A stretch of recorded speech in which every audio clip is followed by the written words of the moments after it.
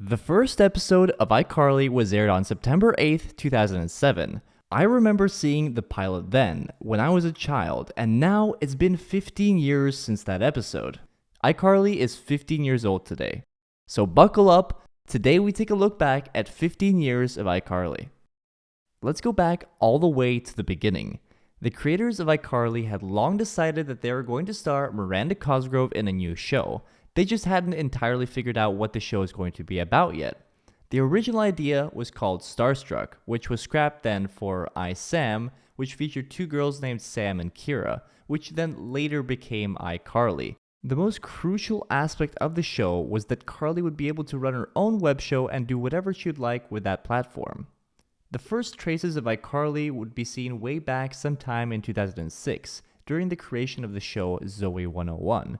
The domain iCarly.com was already established even before the show was greenlit. There was apparently even some appearances of the kids of PCA on the website iCarly.com.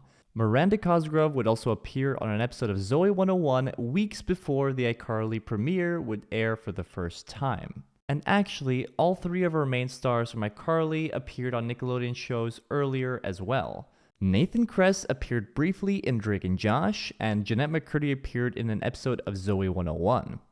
iCarly would air for the first time on September 8th, 2007, 15 years ago, to an initial viewership of 4.1 million viewers, a fairly immediate big hit for the network, and it was no surprise. The show at the time, at least from a teen TV standpoint, was truly one of a kind, and it had its eyes set on the future.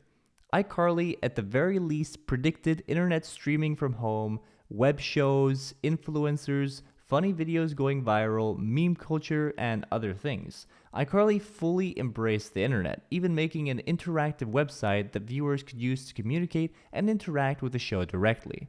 Many viewer submissions in the credits of episodes were actually real people submitting those videos. So, of course it became a big success, and Miranda Cosgrove being the face of it all also helps a lot, as she was familiar on the network, as in a familiar face, which gave the viewers some instant familiarity. iCarly went on to air the network's most watched broadcast ever, which at its height, a few years in, was to over 11 million people in the initial viewing period. All things, of course, must end, and the original iCarly came to a close on November 23rd, 2012. The latter seasons of iCarly, while still great, were far from the peak of the series. The novelty of the concept was fading, the stories were getting worse, and the reliance on outside sources for promotion became regular. To add to this, iCarly had fierce rivalry in teen TV, some of which was by the same creators. While viewership was in decline, this wasn't entirely iCarly's fault. TV viewership had been in decline clearly since around 2010, so while the last season averaged somewhere below 4 million viewers, it was still relatively very popular, and ultimately, it was time for everyone to move on, especially for Miranda, who was on her way to college.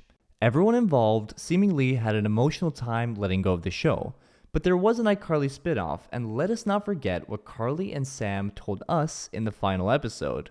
This isn't goodbye, but iCarly is going to be taking a break. Oh, sweet, sweet, unintentional prophetic foreshadowing. SemiCat, the iCarly spinoff, while having satisfactory viewership, was cancelled after one season for unrelated reasons, and 2014 was the end of anything iCarly related. However, the world wasn't quite ready to be done with iCarly. In 2020, rumors began circling about the return of iCarly, and in 2021, just like that, iCarly was revived. It was revived in a way that was meant to connect to a now grown audience, with a setting of a current state of pop culture, the internet, and just general 20s adulthood. The show was also overhauled with new creators and writers. The show somewhat ironically sees Carly try to grasp today's influencer world, which she certainly created in that universe, but it comes with big struggles and a lack of success. The show has not seen mainstream success like its predecessor, but it still remains a special connection for those that love the original, like a door into the past, but at the same time it's all very present. What is beautiful is that on this 15-year anniversary, we talk about the past, but thankfully also the present. And we have a future to look forward to with season 3 coming sometime next year in 2023. Shows that were the birthplace of iCarly in many ways, like Zoe 101 and Drake and Josh, don't get that pleasure. So I think that there's a lot to be thankful for here when it comes to iCarly, 15 years later. I hope you enjoyed our little trip back on what iCarly as a show has been through all these years. Let me know what you thought of this oversimplified video. Maybe you guys want to see me go in depth on the history and details about iCarly. But for now, happy birthday, subscribe for future iCarly content, and I'll see you guys all very soon.